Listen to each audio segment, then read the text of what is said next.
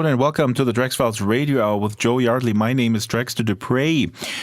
Joe is not with us today. I don't know. She's hiding somewhere. No, she's actually working on the Time Portal in Second Life, which is an amazing sim. And the slur is on the blog, so go there after you've done listening. But on the show today, developer and activist Aral Balkan, I hope I pronounced his name correctly, owner, proprietor of Indie, that's ind.ie, an outspoken critic of the big data business model.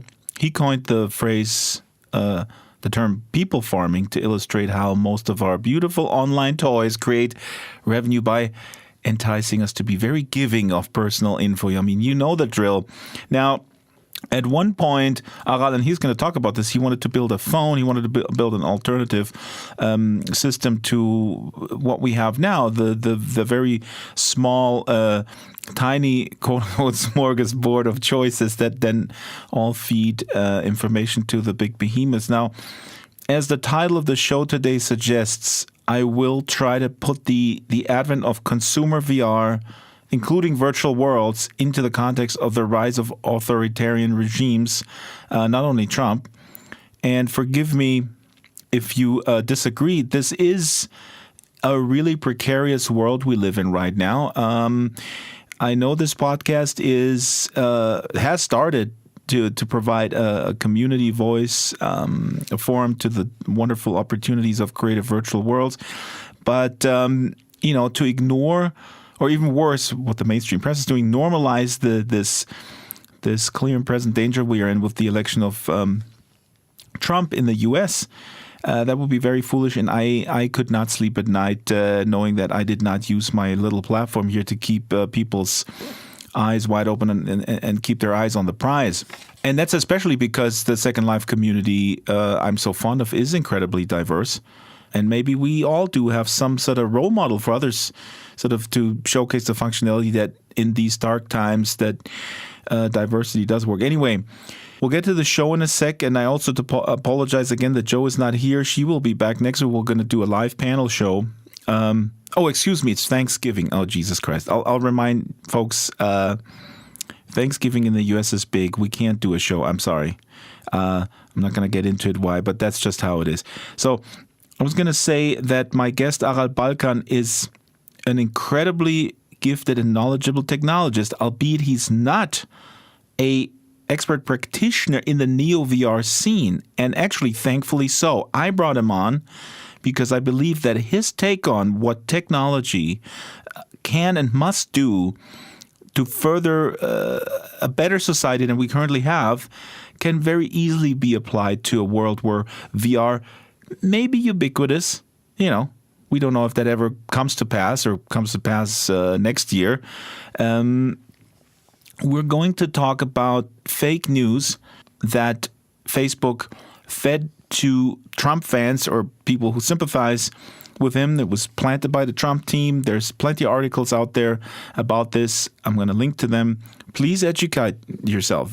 This stuff was radicalizing folks. Now, you can imagine if you apply this stuff that we're going to be talking about, the surveillance, the availability of surveillance, a state arguably accelerated under Obama, but now Trump has inherited. It's just some scary stuff going on. And this stuff will, with all the opportunities that VR is going to provide, may make things even more difficult to kind of discern what's real and what's not real. It's so fascinating thinking back that as a Second Life evangelist, I spent half of my Second Life trying to explain to people that this is not just escapism and there's some real validity to what people do. And I mean, irony. Now, you will find plenty of links, as always, on the blog. But first, let's get right into it. Here's Aral Balkan with a little story how he actually got started in the tech world at a very young age. I've been making things with computers since I was 7 years old, when my dad got me an IBM-compatible computer and a basic manual and said, go ahead, play with it, you can't break it. And there's a real magic to being 7 and being able to create your own star fields and spaceships and fly through them. And so when people ask me why I do what I do, it's because I know what it feels like to have technology that does what it says and nothing more than that.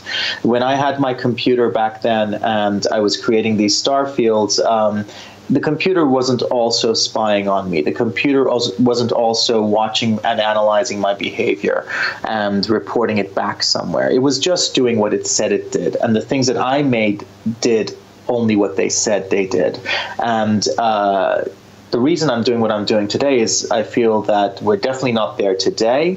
But we have an opportunity to get there tomorrow, and that this is really essential for humanity that we get there tomorrow.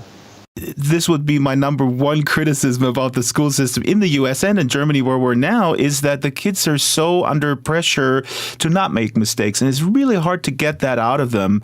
So since you start on a subject, if you have any comments along those lines, I think, this is a part of the puzzle. That's hugely important. But as important, let's not gloss over the fact that it was a huge privilege to be in a position where I had a computer at age 7.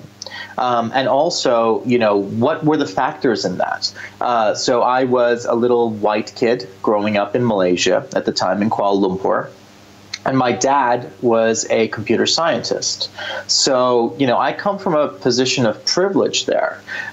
So if I had grown up in a different neighborhood with a different family, maybe if I were of a different background, I may not have had that occasion to have that computer. So I think for all of us, it's very important also to realize that, it takes a lot of privilege to be doing what we're doing. And maybe how do we go forward again to creating a world where that amount of privilege is not required to get started in all of this? But wait a minute, the neoliberals would say now, but look, everybody has a machine in their pocket. You can pick this up for $50 and then you have this supercomputer in your pocket. I mean, what's to stop you from becoming a programmer, from changing the world? I would ask the neoliberals what their definition of everybody is, because we live in a world of systemic inequality today, where 62 people, according to an Oxfam report in January, have as much wealth as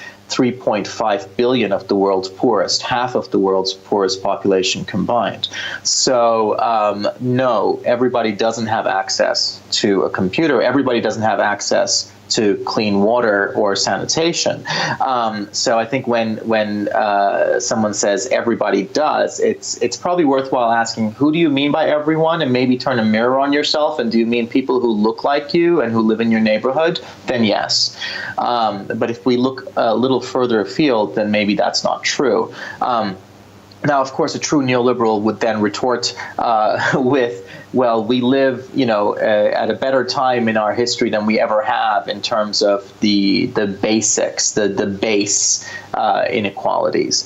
And there is an element of truth to that in terms of, less people are dying from infant mortality, as infants, and more people have access to certain services. Yes, the baseline was never very high, but it is higher than it's ever been. But at the same time, this is not incompatible with us living through an era of the greatest inequality that we've had, and the equality gap is widening. Also, the aspect that I was sort of commenting on was the fact that we might have these machines, but there's a huge divide even within, because you mentioned your father has a technical background, so you have someone who can tell you, wait a minute, this machine is more than just sort of a consumption thing. You can shape it. It's primarily a function of are the parents encouraging this, or are they even cognizant that this stuff is possible? And then the school, that this is more as an entertainment device. Right? Well, I hear this quite often where people say there's this term that gets thrown about, digital natives. So we talk about people who were born into a world with computers, for example, or cell phones or smartphones. And that concept is alluring until you realize that you could be a digital native, but that no more means that you are digitally literate or fluent than being born into a world with books means that you are literate, that you know how to read and write. So, of course, it's very, very important that we don't mix those two things up. If for nothing else, then we might start to overestimate the ability of people to protect themselves against the mainstream technologies that we have today that might not be acting in their interests because we think that they're aware of all of these things just because they were born into a world where they existed. And that's definitely not the case. But now post-Trump, now, and I want to ask you this because you are a, quote unquote technologists, and there's a lot of people sort of seem to think that technology is really the answer for everything. Now we know it's not, but how do you now post Trump? This is a broad question because there's a lot in there also about sort of the fake news and sort of the siloing that the internet created. Yeah. So I mean, what you're talking about there is technological determinism. The assumption that technology will save us. And I think the misunderstanding at the core of that is what Melvin Kranzberg puts so well in his quote. He says, technology is neither good nor bad, nor is it neutral. And we fail to understand that technology is an amplifier by its nature. It amplifies whatever philosophies and ideologies you put into it. To put it another way, we build technologies according to our philosophies and ideologies. So why do we have a centralized web today with these monopolies of Google and Facebook? Well, it's based on the system in which they arose, a system of capitalism, a system of venture capital, where we invest in a Vegas-style system. It's really kind of like gambling. We take 10 companies, we give each one of them $5 million, knowing 9 of them are going to fail. So we need that 10th one to be $1 billion unicorn, as we call them. And there's only one business model today that can guarantee you that sort of growth at that sort of speed. And that's the business model that I call people farming. So in order to farm people, you need to build centralized systems. Did you also come up with surveillance capitalism, or did someone else? No, that's Shoshana Zuboff. Shoshana Zuboff from Harvard Business School. And she has a book that's recently come out on this as well. And surveillance capitalism is a great term. I use it a lot because Shoshana has really captured the core dynamic of our social system, the one that we're living in. So capitalism, of course, is about the accrual of wealth. What happens when you combine that with surveillance, which is about the accrual of information? And what happens if there's a feedback loop between the two? Well, what happens is what we've seen. We get a widening of inequality at a rate that we haven't seen before. And that's the influence of technology in this, because the rate of change is at the rate of change of modern technology, which is exponential. You mentioned people farming, that's your term. A lot of people were very enthusiastic about the internet. The borders are falling by the wayside. People from diverse cultures start talking to each other. My core audience of our podcast is they're enthusiasts about virtual worlds. They've been in Second Life for a long time. There's plenty of examples how actually these walls fell by the wayside. I'm going to link to a piece that I did, almost 8 years ago about Palestinians and Israelis meeting in a virtual world. They represent each other with the avatar. But now we see that the election, it's not unsubstantial component of why it went to Trump is that Facebook is sort of creating these parallel universes where people can sort of just completely live in this siloed belief system that is sort of self-perpetuating. The filter bubble, as you will. But that has to do with the people farm because their business model has to do with data, or are there other components? Well, there are feedback loops in this, and I'm reading a book right now called "Weapons of Math Destruction." Cathy O'Neill, the author. So And in it, Kathy talks about how any model, any healthy model, should have a healthy feedback loop in it as well, where you learn from your mistakes, etc. And I think what we're seeing is that a lot of our models don't have this feedback loop, and what we're having is they stratify people based on their backgrounds, based on their ethnicity, based on all of these things, with assumptions to each, expose them to people who want to exploit these assumptions, and then when they start making money from that, that creates a positive feedback loop, which leads to further stratification, et cetera, et cetera, et cetera. So, in a nutshell, it makes the poor poorer, the rich richer, because it's just reinforcing our notions of these groups, the algorithms themselves. And again, it's all entirely understandable when you think about the fact that, when you look at Facebook, for example, we have created this centralized store of information about people, where a very small group of people know everything about everyone else. And that's a huge power imbalance. And that's really how we have to start thinking about privacy. Privacy is not some abstract concept.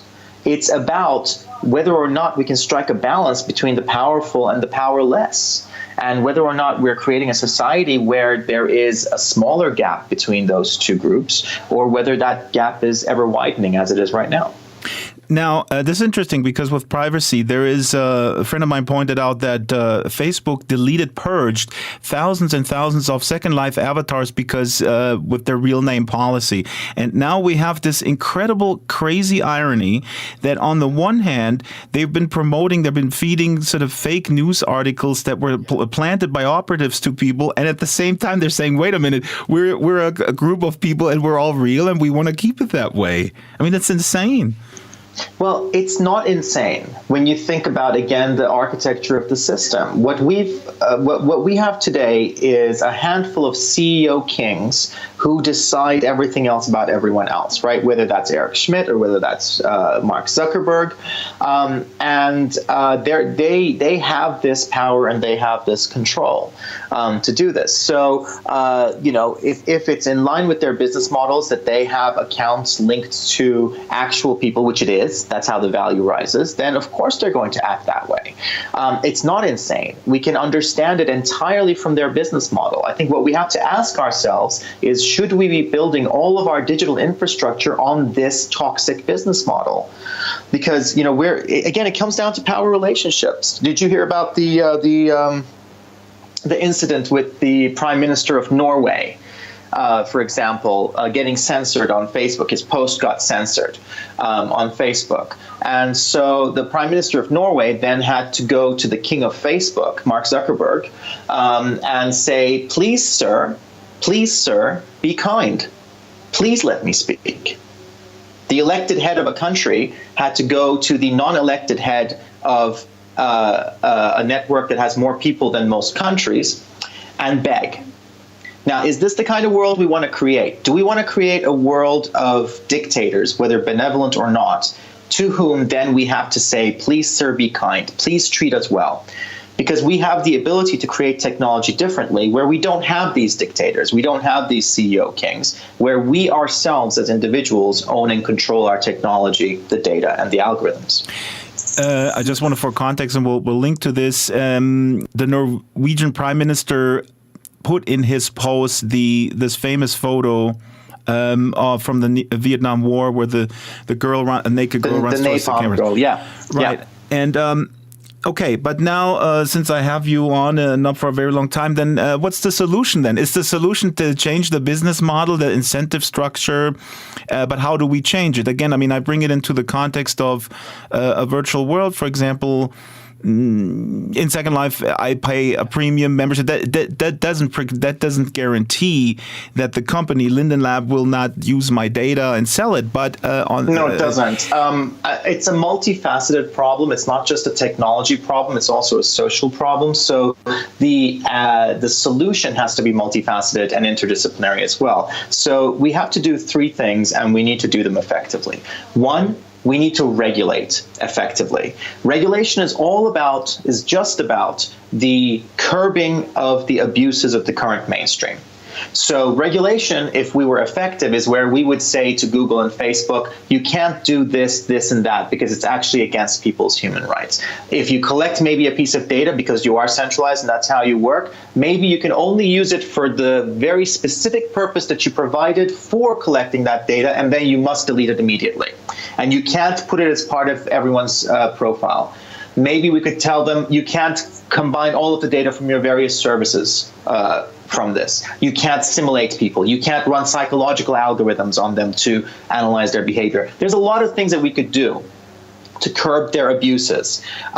We're not doing that right now. We can't regulate effectively because the institutions that should be regulating, like the European Commission, for example, are institutionally corrupt. They are being influenced by the very companies that they should be regulating. We call this lobbying, and there are revolving doors as well, where people work at one of these public institutions, and then they go and work at a corporation, and they come back and they work at a public, et cetera, et cetera, et cetera.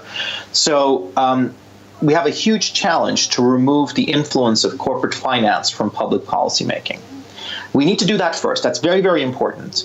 If we can do that and we can regulate, regulation is essential. Intelligent, effective regulation is essential. But all it will do is curb the current abuses if we're effective with it. We then need to legislate. We need to create constitutional protections of the self in law. But for that, we also have to understand what the self is in the digital age, and we don't. We still think that we draw the boundaries of ourselves at our physical boundaries. That, what makes us who we are is contained within our skin, if you will. And it's not today. Today, we are sharded beings. I place parts of myself on my phone. I place parts of myself on a server somewhere. And those are all parts of myself. I'm extending myself using my technologies. I'm extending my mind, I'm extending myself. So we need to extend the protections of the self to the technologies by which we extend ourselves and draw the boundaries of the self differently. And if we can do that, then we can apply the human rights that we already have to this understanding of the human in the digital age, or if you will, the cyborg. And the King Zuck is looking at us with my little rinky-dinky podcast and is laughing and goes back to his gold-plated, iPad. Actually, I don't know, whatever he uses. How strong are we? I mean, we're not. You know what? We are both very strong, and we are very, very fragile at the same time. We're very strong because we're on the right side of history on this. And, to paraphrase Martin Luther King, the arc of the moral universe is long, but it bends towards justice. And I do truly believe this. We're fragile in that, in terms of funding, in terms of resources, the number of people working on this, we are negligible right now. But I think there's a lot of hope in that our voices are much louder than our stature. There is something to be said about the fact that we are trying to make things better. And furthermore, that the current system is unsustainable. It's in all of our self-interests. I don't think this is charity. I don't think this is philanthropy. I think both of those concepts are part of the current status quo. This is just enlightened self-interest. For anyone listening to this, I would just ask you to think, what kind of world do you want to live in? You, forget about anyone else. Do you want to live in a world where you have to ask a handful of CEO kings for permission to be, to act, where you don't have any agency, where you don't have freedoms? Or do you want to live in a world where you do have these things, where we have a democracy, where you have personal freedoms? In which case, we need to build that world separately. We need to build it differently. We need to build a decentralized world where we own and control our technologies. So we have the very basic right of keeping certain things to ourselves, of deciding who knows what about us. I obviously agree with everything you say. Now, if you can give me some examples, because listeners might want to know, like, how are you applying your skills at this, and they might want to follow you, and they might want to be energized. You're building a lot of really cool stuff, but then at the very beginning, when I noticed you, you wanted to build something that didn't see the light of day. Maybe you want to go into that, and where are you at? Well, I mean, this brings us to the third thing we need to do. So I talked about regulation. We need to regulate effectively. I talked about how we need constitutional protections of the self in legislation. That's number 2. Number 3 is we need to create viable alternatives. Now, it's very important that we define viable alternatives to what. We're not talking about enterprise software here. We're not talking about more tools for enthusiasts and toys for ourselves. We have enough of those. Those are great. But what we're talking about is convenient, everyday things for everyday people. Okay? So I'm not talking about building more classic cars for ourselves, because we love to work on classic cars. And we love to change the engines of our classic cars, and we know everything about them. And if our classic car breaks down, we're actually happy, because it means that we get to work on it in the weekend.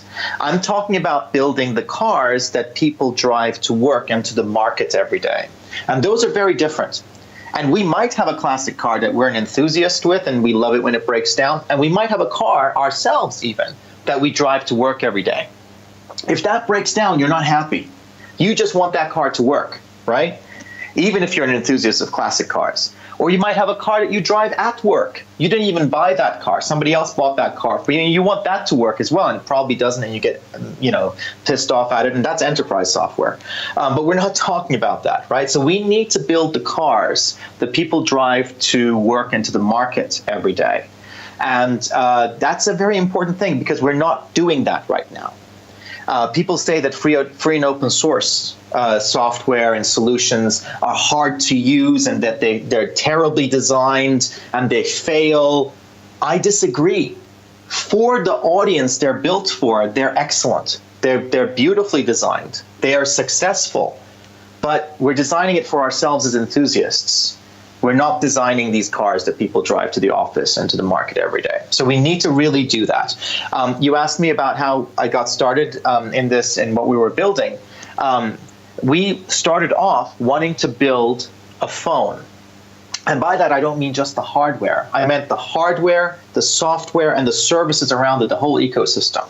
Because, again, in the free and open source world, which has a large number of people who actually care about the ideological issues around this, we think that we can just make a car and then someone will change the engine, right? Or they'll buy a car and then they'll put our engine into it.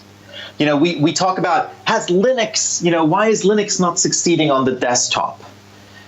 That's like saying, why isn't this engine succeeding against the Tesla?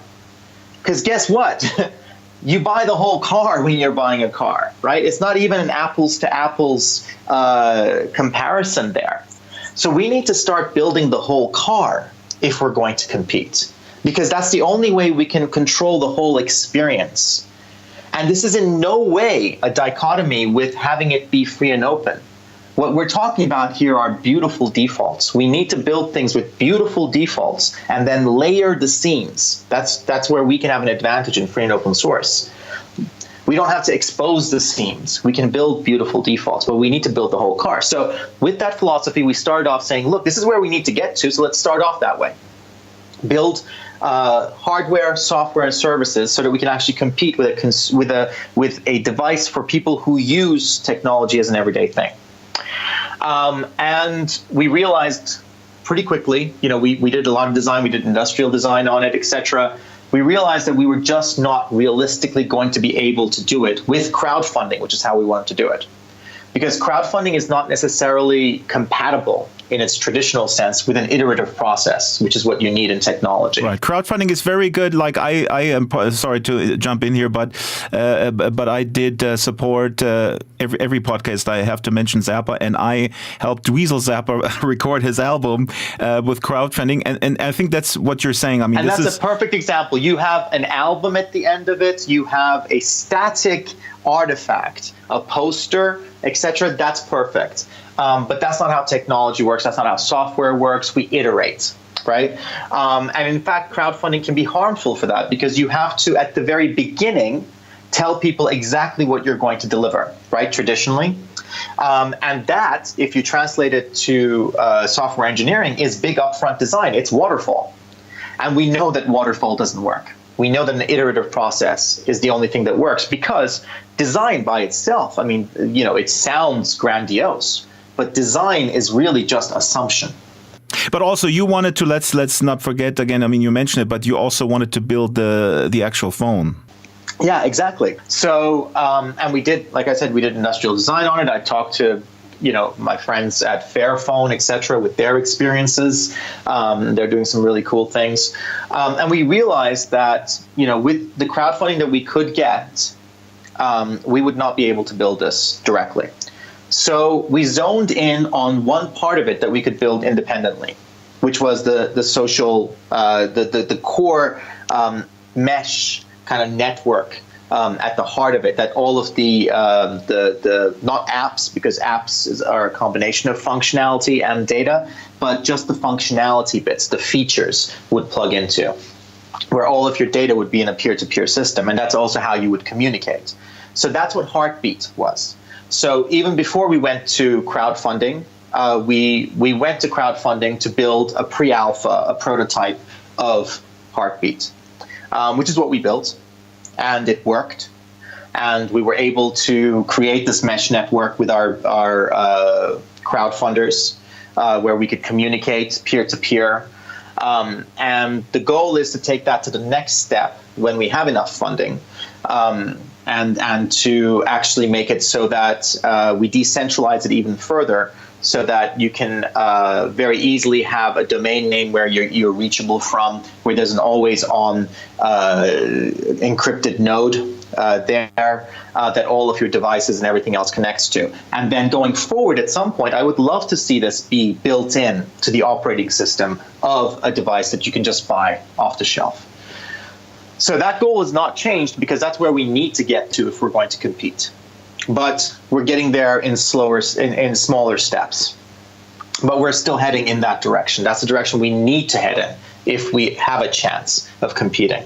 I guess what's different, and I'd love to talk to you a little bit about this, is that I think there's an opportunity for us now to create this sort of a system at the European level, and with funding from the commons. So what I really want to see is the creation of an EU technology commons, where we can fund an EU peer network, which isn't under the control of any one organization, not us, not any others, no governments, but where we have an interoperable system, where we create a mesh network, where every European citizen, imagine this, every European citizen has the right to have a certain amount of storage and a certain amount of functionality in an always-on encrypted node on the internet that's accessible by a domain name, very easily findable, in other words, that's always accessible. And that's what all of their devices and things, the Internet of Things that we're talking about, all of those connect to that in a mesh network. And then you can peer-to-peer connect to everyone else. What you're saying, this should be, I mean, I don't run around in these circles, but to shop it around. But every person I talk to here in Europe is complaining about this dominance of American companies that basically dominate. If I talk to my dad, he's very tech savvy, but he says, oh yeah, and then Google, and they force me to do this and that, and I go, okay, well then just turn it off. No, I can't. And of course he's right. Well, you can't, because he's right. Because like you talk to Google, you talk to Facebook, they say if you don't like it, just don't use it, right? That's their main argument.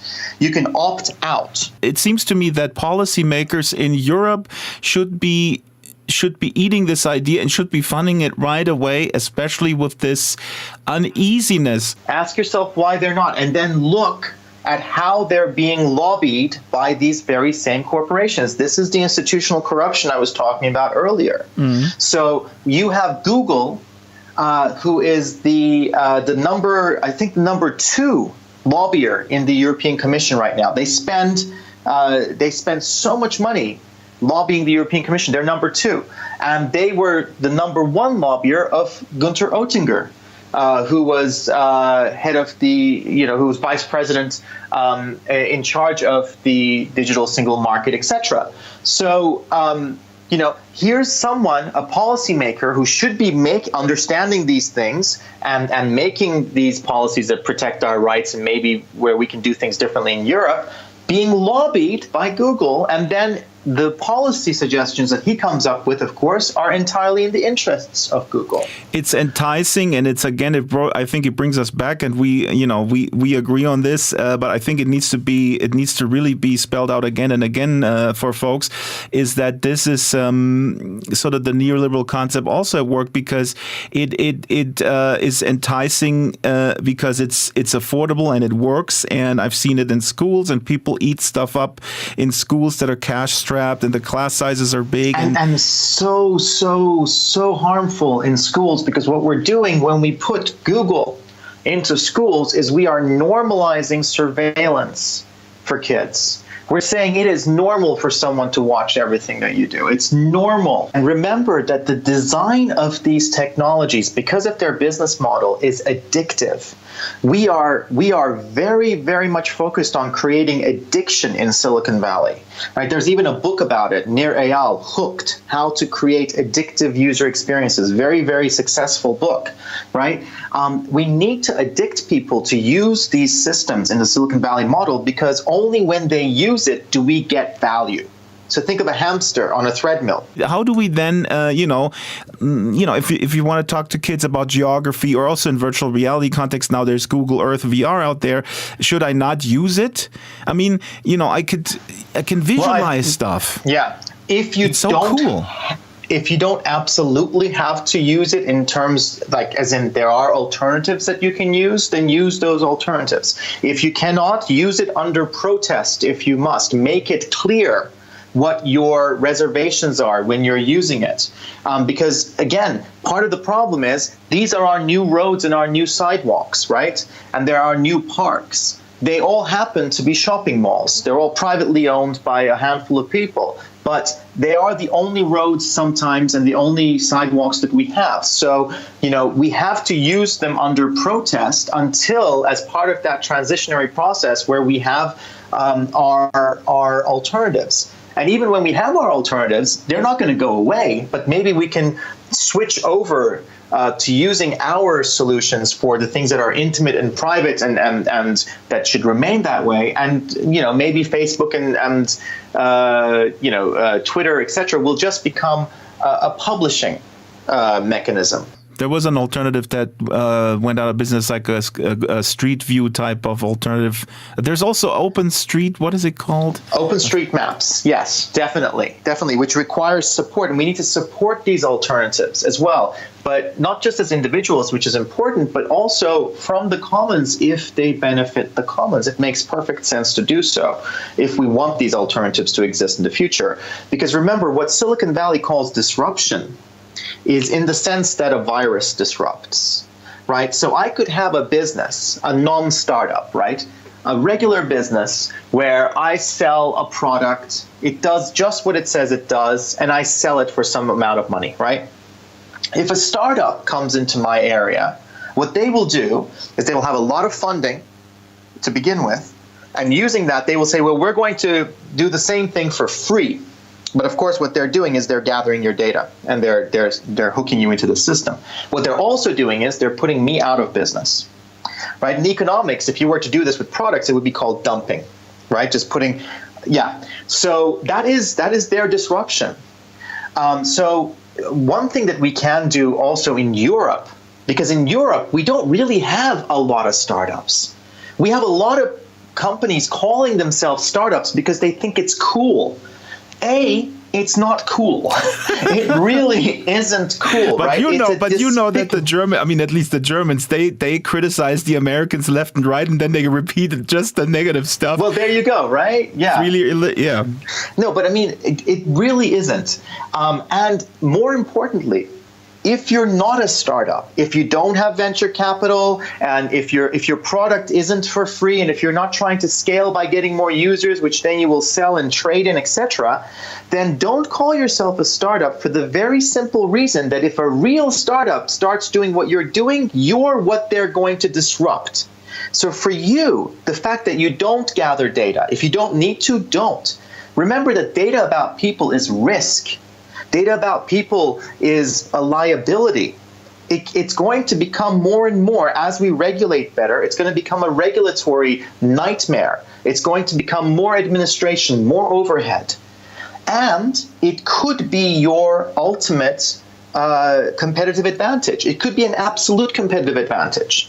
Because if your business is not made on trading people, then you can build things differently so you don't have any of their information to begin with, and then you can compete against these current mainstream businesses when they are being tied down and shackled with regulations.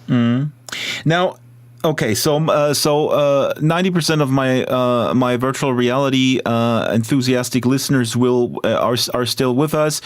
Five have turned off because they go like, "Oh, Draxter's all about politics now." Okay, newsflash. I'm sorry, but I always was. So, but now, well, technology is politics. Exactly. You know. Thank you. Let me paint this scenario. I mean, we can already see, like we talked about, how parallel universes can be created simply by promoting certain news items versus others, and the algorithm sort of keeps you sort of aligned in your little universe. Now, virtual reality, when we have goggles or whatever other device that has a photorealism, I mean, it goes at a breakneck speed in terms of the render. We're at a point now with, at least with the HTC Vive, you know, I've been following virtual reality for a long time, and I remember maybe 10, 15 years ago, there were motorcycle-sized helmets, and I did a project in them in the days when Macromedia Director was still a thing, and I did something for a museum in Washington, D.C. with one of these huge motorcycle helmets, and I've tried, you know, nearly every iteration that has come out. With the HTC Vive, for the first time recently, when I tried it, I had presence, and that I've never had before in these things. And this was with a tactile feedback vest and with headphones, so the whole sensory experience. But that had presence. Let me ask you two specific questions. Number one, my worry is that people who are already kind of disengaged, and it's weird that this stuff happens at the same time. Like Trump is elected, and again, I mean, I really think now so many more people are worried, though, right? Now that Trump is elected, everyone's like, wait a minute, why did we build a mass surveillance system? We were okay when Obama had it, but now, That's another good point. That is really Don't scary. forget your question, but that's important. Exactly. But where I'm getting at is this... You said at the outset, technology can be used either way, can be used for good or bad. Right now, the problem that I see is with all this amazing possibility of sort of putting someone into like a VR experience that forcefully exposes them to something that they're uncomfortable with. My friend Noni de la Peña recreated a Syrian refugee camp. Very powerful stuff. That was the experience that I was talking about, where I felt presence for the first time. Right, and it forces you to ask these questions. But frankly, given the track record of humanity, which is not very good, might it not like have people go check out even more from sort of what has to be done? This is kind of my worry. It's so enticing. The entertainment is vivid. You have a sense of presence. You can literally create a world where you're not exposed to Trump's madness and the fascism that's going on around you. Well, yes, exactly. I mean, think about what virtual reality is for a company like Facebook. For a company like Facebook, virtual reality is the perfect behavioral, psychological analysis laboratory where you get to control every variable. I'm no longer limited to sampling tangible space, because that's what Facebook has to do, right? And it has a lot of tentacles and it has a lot of sensors for being able to sample tangible space. But that's all they're doing. They're getting glimpses of us. They're getting glimpses of us when we use their systems, when we put things in voluntarily, when they buy data from data brokers who, have maybe details of our loyalty cards and our purchase histories. They might be buying information, from systems where maybe we've been captured on camera here or there. But it's all glimpses, right? It's incomplete.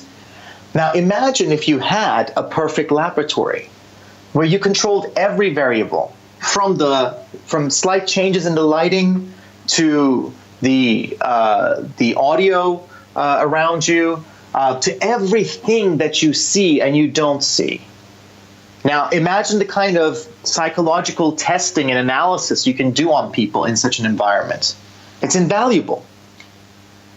So that's what virtual reality means for a company like Facebook. Where we also have the opportunity, of course, like Nanya was doing with her work, to transfer empathy with VR, to build just the experiences. Like when I was a 7-year-old kid and I was building that shoot 'em up space game. It was just what it was. It was just for entertainment. It didn't do anything else. It didn't analyze, what my psychological profile was based on how I was playing it. We have the opportunity to create amazing experiences that just do what they do. But again, the key thing is, who owns and controls it? Where does all of our data originate? Is it on a place that we control, or is it on a place where a corporation like Facebook or Google controls? That's going to make all of the difference. It's very interesting that you seem to be, and that's what I'm going to ask you if you see yourself that way too. Are you the exception from the norm? Because a lot of people in Silicon Valley, they are, let's face it, they really buy into this libertarian ideology. Yeah, they do. And I don't. When I came to the US, it was like, because in Germany it's not that big, but in the US it's pretty big. And I go like, wait a minute, your ideology is basically you're a 17-year-old and you don't want to do what people tell you. That's kind of what it is. I think you got it. There's a very, very big difference between self-interest and enlightened self-interest. So if you look at kind of libertarianism and then its influences in Ayn Rand and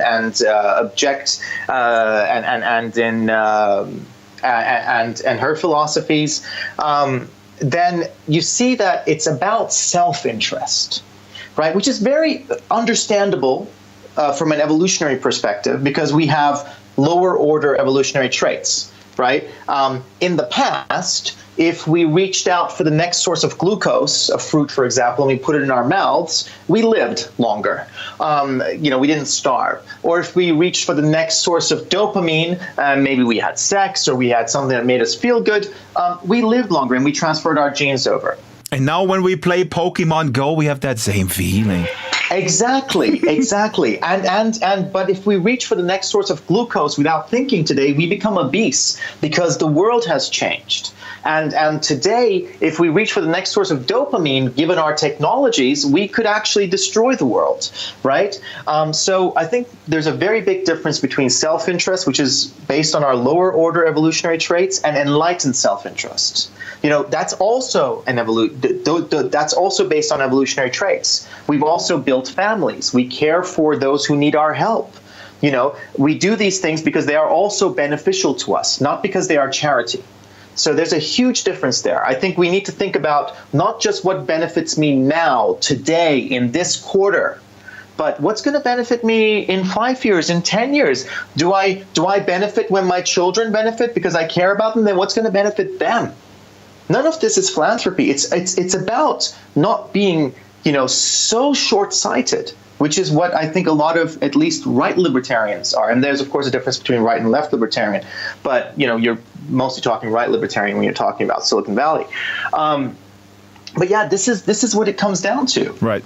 Let's call libertarianism by what it is: short-sightedness, self-interest, selfishness. So how do we go beyond that? How do we go beyond that to enlightened self-interest, where we don't just do things that benefit us in the here and now, but that will mean that our species survives because that's in our interests also. that we have welfare. We create virtual reality experience that enhance empathy, and we put them in the schools. And then we take away the teachers because then we can save money. No, we don't have to take away the teachers. So that's the thing. And I think that's one of the core things. This is so central to capitalism, where we just have this notion that the free market, the invisible hand of the free market, will magically make things better. And just look at history. The free market did not abolish slavery. The free market did not result in women having equal rights. There are things that market forces cannot do. But what we're talking about are social issues here, are human issues. And I think that's not going to change. No matter how much virtual reality we have, we are humans first. And we need to start, acting in ways that are in the interests of humans. So that was Aral Balkan. Again, links on his work and a lot of videos to his fabulous talks are also on the blog. You can also fund his company, Indie, by donating what you can. And again, I say, screw throwing us Linden dollars. Don't do that. Throw it to him. Again, if you think Trump is not a big deal because, whatever, he can tone it down or whatnot, whatever the press is talking about, I encourage you to investigate the people he surrounds himself with. Just announced Jeff Sessions, governor of Alabama, is tapped for attorney general. This is a person who is overtly racist. Steve Bannon, who runs Breitbart News, an outlet that is a radicalizing engine. Steve Bannon, who thrives on chaos and doesn't want his children to go in a school with Jews. This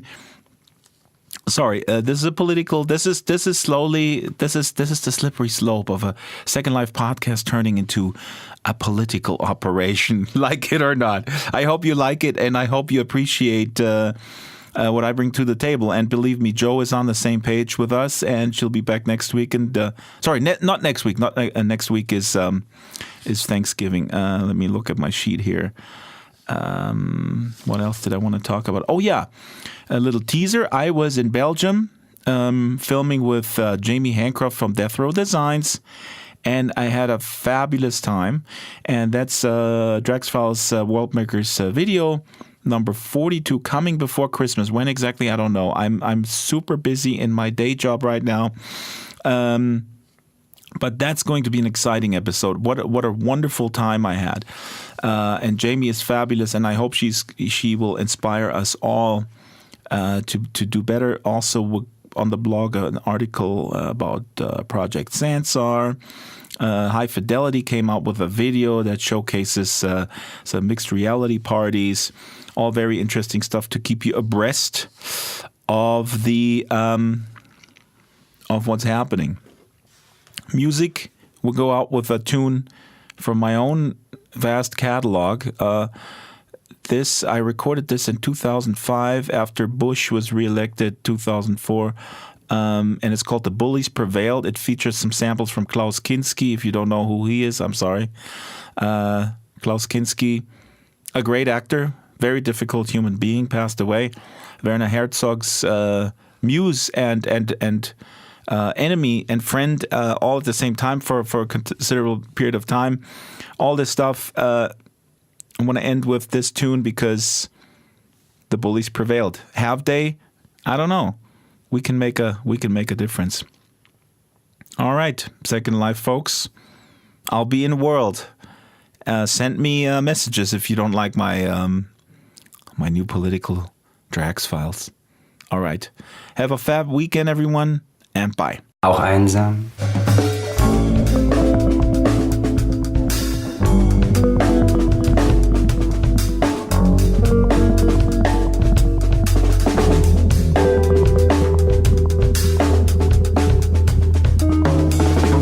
Auch einsam.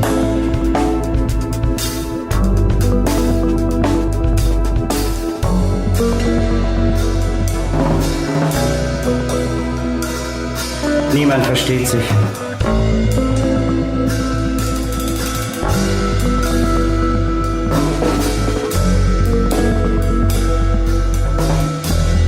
Tschüss.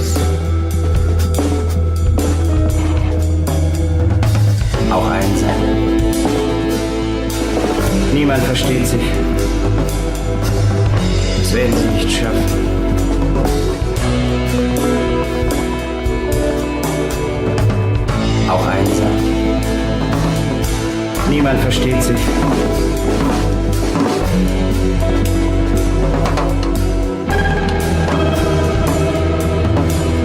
Ein ulkiger Knilch, auch einsam.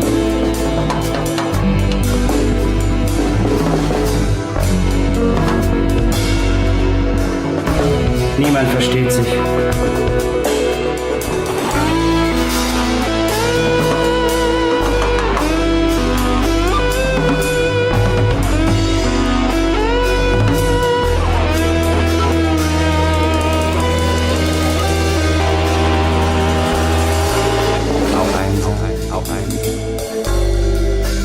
Was verstehen Sie darunter? Niemand versteht sich. Niemand versteht sich. Wann nicht? Ja, nein, lassen Sie. Sinnlos. Ja, was will ich denn vielleicht nicht? Niemand versteht sich. Niemand versteht sich. Ach, auch einsam. Auch einsam. Ja. Die meisten wissen nur nicht, dass sie es nicht dumm. Ach, ja. Was will ich denn auch einsam? Auch dumm. Ja, nein, lassen Sie. Sinnlos. Was? Ja, nein, lassen Sie. Sinnlos. Ja, nein, lassen Sie. Ja, nein, lassen Sie. Sinnlos. Was? Ja, nein, lassen Sie. Sinnlos. Auch eins. Auch eins.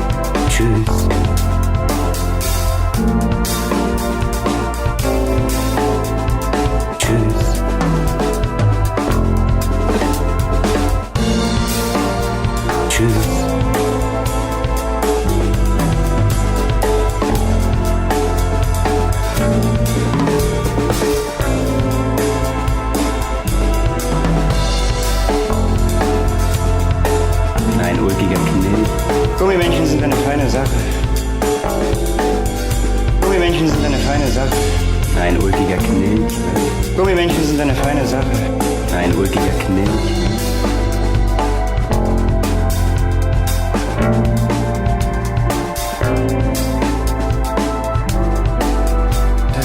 Ja, nein, lassen Sie, es ist sinnlos. Was?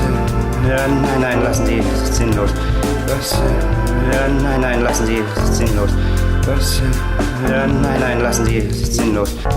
Tschüss. The Drax Files Radio Hour with Joe Yardley is a weekly production of Basic Drax Entertainment. The show is supported by Time Portal, SL Artist, Warbug, 01 Heavy Industries Corporation, Hextraordinary Fine Magical Goods, Ionic, Maven Homes, Gizzo Creations, Strawberry Sing, Abranimations, Eros Avatars, The Cube Republic, What Next, Landscapes Unlimited, Bay Cities You Know for Kids, Fallen Gods Incorporated, Feroce SL, and Death Row Designs.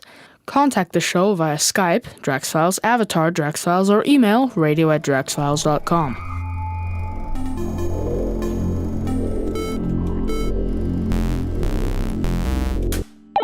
And we still have a little bit of time to fill. It occurred to me just now.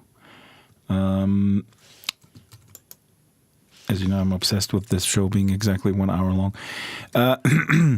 Again, I don't know. Am I a broken record on this Trump thing? Please let me know in the comments. And I hope Aral is linking some of his stuff too and engages with us.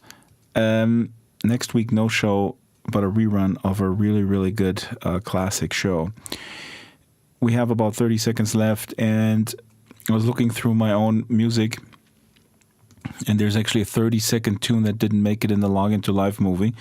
A quick music cue. It's called "I'm a Psycho Brit," and I know Trump is not British, but the lyrics are so good. Okay, bye. A naughty wicked boy, that's what he was. Caught the